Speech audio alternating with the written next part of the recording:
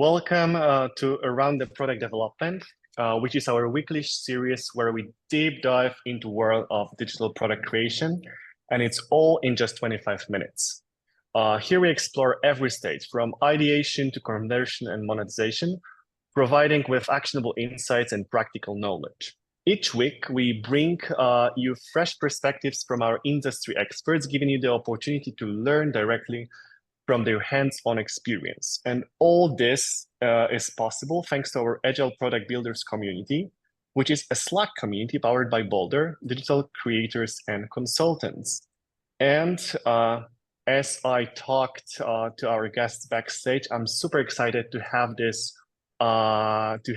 series today with two distinguished guests, Dr. Walter Kurz and Roland Polacsek-Ernst, who are minds behind the AI Readiness Index and the upcoming book, AI Intelligent Organizations, which is set to be published early next year, as far as I know. Both are also founders of CACI, AI Academy. Am I pronouncing it correctly? Yes, where they guide organizations to understand and implement AI. And today we'll learn a bit more about the index and maybe some other interesting topics on the way. But gentlemen, if you could just briefly introduce yourselves, I would appreciate it. Maybe start with the Walter, please. Yeah, Oskar, thank you for the invitation. We are very happy to be here. My name is Walter. I'm in Austria, born 1971, entrepreneur since 95. Had some different companies, some very successful, some not so successful, with painful experience. So I made the whole journey every startup makes. And I'm also a scientist. We are working on a book together, and I'm supervisor for MBA, DBA, and PhD students. And yeah, that's how I got in contact with Roland, my colleague. And then we started to work together, and we find that AI topic very, very exciting. Amazing, thank you. How about you, Roland? Do you like it as well? Yes, a super exciting time, and we're just on the run. So thank you very much for the invitation today. Yeah, I've been with digitalization or with AI no more, with the digitalization since 2000. We cooperated with NetDoctor. I was always working in a health system. After that, I worked in video healthcare and at the university in Germany, the famous Witten-Herdecke University. And now I'm the program head of MBA in health management and digital health. And that's where Walter and I more or less met. Yeah, we started to develop the AI Readiness Index, and that's where we are now.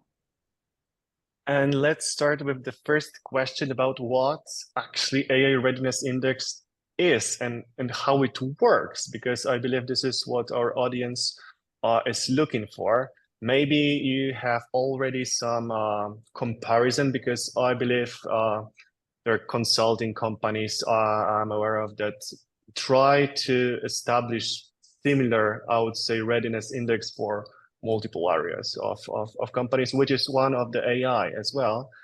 So maybe you already have some, differentiating factors. What is your index against the others on the market? Roland, could you start? Yes, the AI Readiness Index helps companies to better understand where they are in the digital journey, what they need to implement for their AI readiness, and what steps they have to take for the future. And the main factors that we think are necessary and important are three factors: that is willingness, ability, and context. And we also divide these three factors into the entrepreneurial side and the employee side. And that differentiates us a lot from other instruments on the market, I think. All right. And if you could just, Walter, maybe elaborate a bit more on what are particular levels of AI readiness? there are many models on the market, maturity models. We chose a simpler approach. It starts from a company that has no AI integration at all. While I personally think there is no company without AI integration, because every employee is somehow using it, either officially or not. And then it starts with the lowest level AI awareness and goes all the way up through AI qualification, competence, readiness, and then all the way to AI profit. We also have a unique approach because Roland is a psychologist, and I also focus during my studies on consumer behavior and psychological aspects. That means we use as a base on a voluntary base that people can do a psychological profile. In the beginning, it's an interpersonal circumflex. It's a very old and very simple psychological profile that simply separates if a person feels stronger or weaker than the environment. Is the environment innovative, positive, or is it more aggressive and dangerous? So that gives us 4 quadrants. And based on that simple classification, we can give companies a better insight how to do digital change management, how to process, because we people who are using AI or developing AI digital solutions, we are happy with AI. Yeah, we love AI. We are innovative, and it's also a hype and so on. But not everyone is that way. Yeah, some people are afraid. They are afraid to lose their jobs, or they have a higher risk perception, and you have to communicate in a different way with these people. Yeah, go a bit slower, tell them exactly what's going on. And Oskar, I'm quite sure you know that from your own experience. When you start an AI project, you already start to move the company. The company is a dynamic system, an autopoietic system. And Roland and I, we are both big fans of systems theory, thermodynamics, and companies are not so simple that we want them to be or believe them they are. There are many variables influencing, and there are a lot of examples where change management or projects fail because you did not have the people on board. So we developed that AI Readiness Index to look inside a company, change management tool. Other indexes look more from the outside or for our industry, or you just pick up the industry leader who are really good at AI. We go for the companies who are looking at AI and know, oh God, we need that. Yeah, we have to do that. How is that working? Yeah, from a technical understanding all the way to, okay, we feel confident to do that. And we also have the budget, the money, the resources, and the ability to change. Because Boldare is flexible, agile. Most companies are not, yeah, especially when they're highly or strictly regulated, like a bank. That could be problematic. So our index has the foundation of a voluntary personality index, and that gives the company some hints of how to set up the change management and what interventions in what order would be the best. So we are not talking about 5 easy steps to implement AI. It's a bit more sophisticated than that. All right. And you, Roland, mentioned that you evaluated its companies across 3 areas. Could you elaborate a bit more why actually these dimensions were chosen and how they contribute to a comprehensive AI readiness assessment, as Walter mentioned, that you assess actually multiple layers, multiple factors, including the culture, psychological approach in terms of the introduction of such solutions within the company. I'm very curious about why these 3. Yes, we have both experiences from previous projects that these 3 areas are the most important and that they help to understand. As Walter said, we're fans of systems theory. So in some cases, you can also see that these 3 areas are also autopoietic areas that evolve in people and companies. But not to make it too complicated, there is this area of let's start with willingness, maybe, that we experience in a lot of projects, that is a very, very important factor for AI implementation. If the company is not willing, we don't even have to start, but then sometimes the employees start, as Walter said, and they start to experiment, and sometimes they are willing and the company is not willing. So willingness is a very important factor. Also, are they willing is the company willing to make the right strategy? Is willingness there to change the structure and the processes in the company? So and also with the people, are they willing to change and willing to learn? Very often they are, but very often the leadership is not talking right to them. So willingness is a super important factor.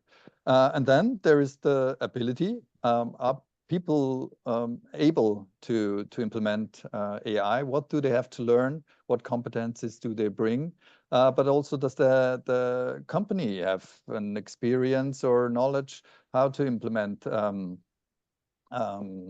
AI and how to implement the digitalization? Maybe also you help companies and help companies sometimes to develop, and you have to build up the ability. So that's a super important factor, because you can be willing, but without the ability, the change won't happen. And in the end, if you're willing and able, there's the third factor, and that's the environment, the context.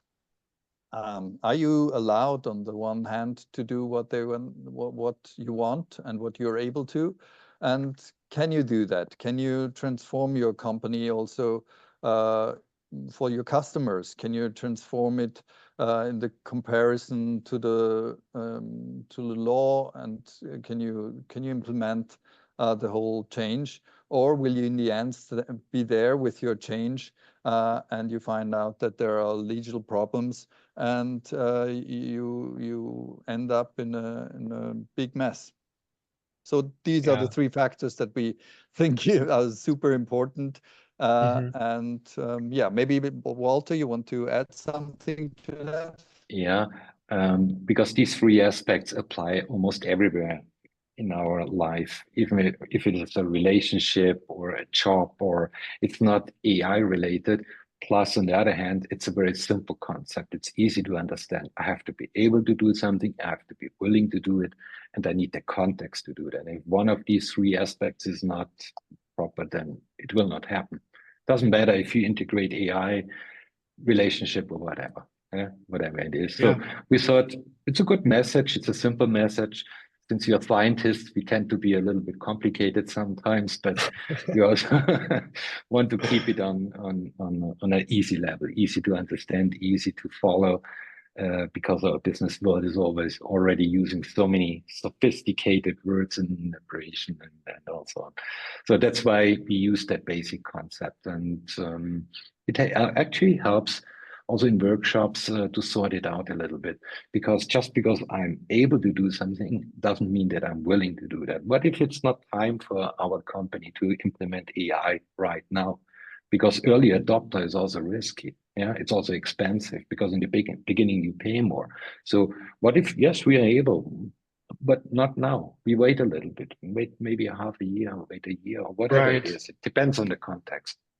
So yeah, sorry, yeah, I just wanted to, because since these episodes are about just, hands-on experience, I would like to, maybe you could follow how this actually happened in the real life. So let's assume that company approaches you and how they use the AI Readiness Index to, to actually get to know like what level they are on and how they can progress. Because I believe most of your clients, especially what you just mentioned, let's say big banking enterprises or any financial insurance, I can imagine, have these very rigid structures that probably even if the, let's say, employees will to have these solutions, the core banking systems, other software they utilize right now probably could be a blocker on the way, right? So I would ask about the process. So how to actually estimate, assess my my readiness as a company, and how can you work on received results? How can I, progress in terms of this level? Here I have to point out that the AI readiness is a sub-index of the digital readiness index, because the last years we all talked about digital transformation and industry 4.0 and so on. Yeah. So since it's the upcoming of the AI readiness index, we thought, okay, in the beginning we were waiting a little bit. Yeah, okay, good. AI is really, really getting very, very strong, and AI is a disruptive technology, let's call it. It fundamentally works in a different way than just if you implement a software solution or a traditional algorithm. Definitely. And specifically, before we always had the traditional algorithms, same input, same output. Now we have suddenly a system that has stochastic components. That means the result is not always the same. I'm not necessarily talking about the bias and so on, but also legal responsibility. Yeah, large language models, sometimes they tell you that, sometimes they tell you that. Is that good enough? Also involved in a development of a public company, a precious metals deal, where the AI should switch between gold and silver. And that AI also triggers that buying and selling. So if that AI makes a mistake, that's very expensive. And someone must be responsible for that. So someone must tell the judge, yes, I was the one who signed off that AI. It's a completely different approach. It's also insecurity. We are not sure. So that was the reason why we started to develop that AI readiness index. And we are in a pilot stage right now. Yeah, working with pilot companies. They are aware that the index is not perfect yet, because it's very easy to generate a lot of questions. Yeah, just use ChatGPT or something. So as a scientist, we have to approach it a little bit differently. Why? Because later we want to integrate AI in 3 stages, and our AI LARA, she should understand the science behind it. So it's not just an interactive Wikipedia where you can talk to. She should really know the constructs. She should know their definitions. That's why we are a little bit slow, and we take our time to develop the quality of the instrument. So pilot stage right now is you still have 10 slots open for companies. If you know any companies, or if you listen now and you're interested to apply that AI readiness, you're very welcome. Get in touch with Boldare. We will forward you. Yeah, we would be happy. And out of that pool, it's actually in practical approaches, we will have 1 workshop ahead, yeah, where we talk what we are doing, what we are measuring. Then we determine if it is one survey for all, or do we have to measure different departments, because marketing is different than HR, is different than accounting. It also depends a little bit on the project. So we set a focus here, have agreement that we measure. Then when we get the results, we write that report. Yeah? Human beings are doing that, because AI is not yet good enough for that, at least not our version. In the end, it should be. And then we have another workshop where we discuss the results, also the weak results, the bad results. What's also unique with our AI readiness index is we invite executives and managers to be part of the survey. Yeah, so they do the questionnaire themselves, and right after that, we invite them again. Now, please estimate what will be the result of that AI readiness. So they have to estimate all the different indicators, and that gives, it's also voluntary, it's based on a keyword. They give me a keyword, I send them privately or anonymously their results, and that gives them a feedback how good they are estimating the situation in the company.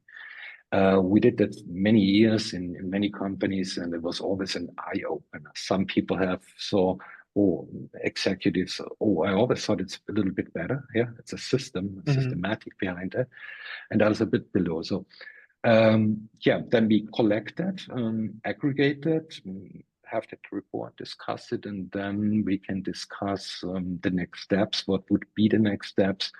What kind of education, qualification do you need? Because as you know, the AI Act even demands that. Yeah, you have to have that competence in your company as training and so on. So altogether, it takes 3 to 4 weeks, and yeah. And when that is done, then we write a research paper about it.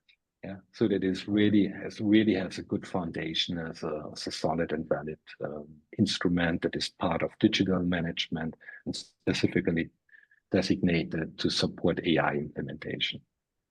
I got it. Yeah. And I do have a question, since you both have a lot of experience in both digital transformation and, as you said, this subdomain as AI is, and you worked with companies globally to integrate such solutions. I would love to ask about what are the key factors. Maybe there are some, common denominators that determine whether an AI implementation will be a success or a disaster. Are there any, repetitive patterns you could spot so far, or not really? It all depends on, background, the context, what you just mentioned before. Maybe you, Roland, could start. Yes, I would be back at our answer. The key factors are 3 key factors. It's willingness, ability, and the context. As I said, if you don't think too much, if you don't think of the context, in the end, you're there with your ready project and you can't use it. We see very often that the ability is not there. Yes. Yeah. So maybe let's tweak the question a bit. So let's assume we're very low on these 3 areas.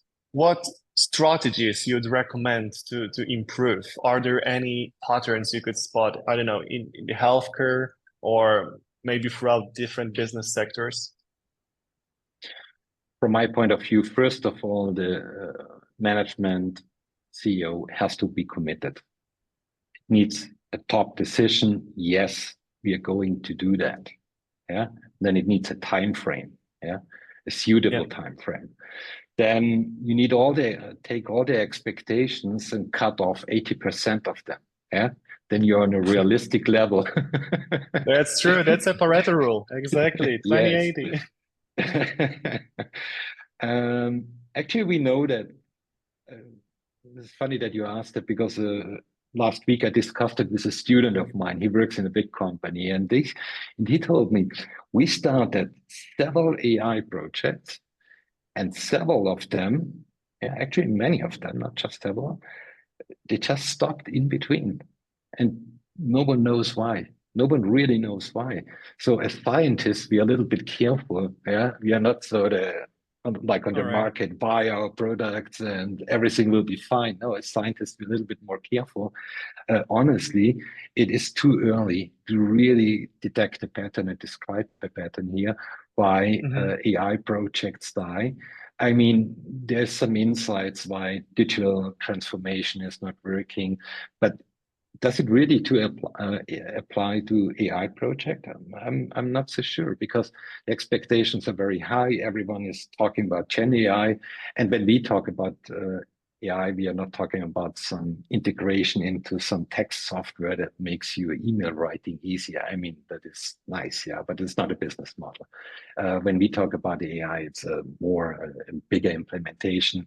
We have the vision that there will be AI intelligent, fully AI intelligent organizations in the future. We will not have operating systems. Our AI will be the operating system.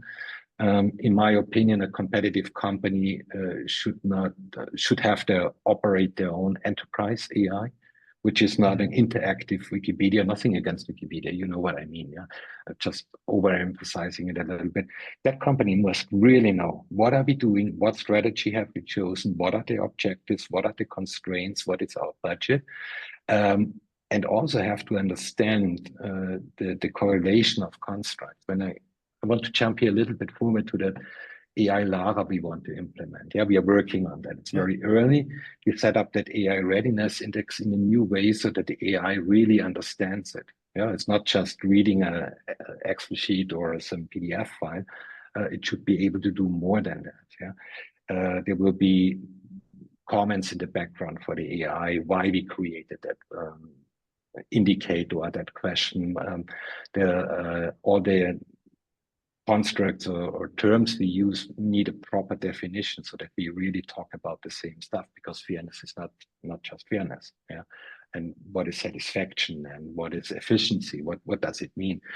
Then in the end, it also needs vectors so that the AI finds it easier. Our idea is in the beginning, stage 1, naive agent or a GPT, where you can talk to the results. Okay, please explain that. Walter and Roland were here, but I forgot that or came up. Can you correlate question number 17 with correlate with number 35, for example? Is there correlation? And you need a specific architecture because we know large language models are not very well at calculating stuff. Yeah, so need a little bit different architecture. Exactly. We love open source versions and smaller language models because less parameters, less noise, less hallucination makes it more precise, in my opinion. Maybe the technician explains it differently to me. In stage 2, you as a manager, you can talk to LARA differently. You can ask, hey, LARA, we have high fluctuation in that area, in that country, in that department. Can you look at the numbers and find out what's going on? I want to set up a short survey, maybe 3-4 questions to look. Pick me some from the pool. I need the benchmarks plus, okay, can we change the order of the questions? I want to add 2 or 3 questions myself, and then now please send it out, invite the people. In stage 3 or phase 3, my idea, yeah, it's a little bit visionary, but you need it when you work with AI. Oskar, you're working at that company. LARA is contacting you. Oskar, would you be okay for a short interview? Make an appointment. I have that suggestion. You agree. She calls you. You talk to her. You know, like a human being. She asks you all the questions. Even can coach you a little bit when she detects, oh, there seems to be a problem. Then she writes let's say a summary of your statement. You sign it. Okay, that's what I said. You understand it, right? She collects them all and creates them overall a dashboard, a number. So really talk to humans with the feedback, because in our opinion, employees, staff, they know a lot about the company, and very often they are not really asked about their expertise. I'm not talking about satisfaction or loyalty or commitment. I talk about, is our sales objectives, are they good or not? Is the AI in sales working properly? Yeah, do we have to improve something? So, and why was I mentioning that? Because when we set it up, our AI Readiness Index on constructs and do our homework as a scientist, we can give the AI to really understand. So she has a model to start with, and as an AI developer company and so on, you understand how valuable that is if you have a real construct, not just, oh, it is important that people are satisfied. No, we can calculate a structural equation model which correlates different constructs, and the AI can analyze them. And the AI, LARA, can start to learn what's going on in your company. She can start to learn the dynamics. That means she will start to operationalize the constructs and start to calculate correlations that this construct and that construct, that they are related. Careful, if you implement now this or that, so she becomes a very good, very sophisticated change management assistant, yeah, and has built in all the different indices. In the AI Readiness Index is one of them, because in the end, in a few years, AI will be part of digital transformation, like all the other aspects. It's gonna grow as companies grow and provide more feedback. The more the company is sharing the knowledge with your llama, right? The more insights, the more coaching and let's say strategies they can provide, right?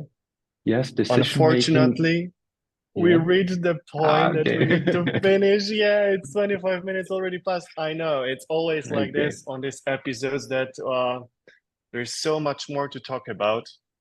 But dear audience, once again, if you want to take part in what these gentlemen are building, let us know. The links are going to be connected to the event. And if you're interested in joining the Product Builders Community, please do so. It's a Slack community. And I would already love to invite all of you to our next episode, which is, as usual, Monday, 4 p.m. Thank you once again, gentlemen. Pleasure having you this today. Have a great afternoon and goodbye. See you next week. Thank you for the invitation. Thank you very much.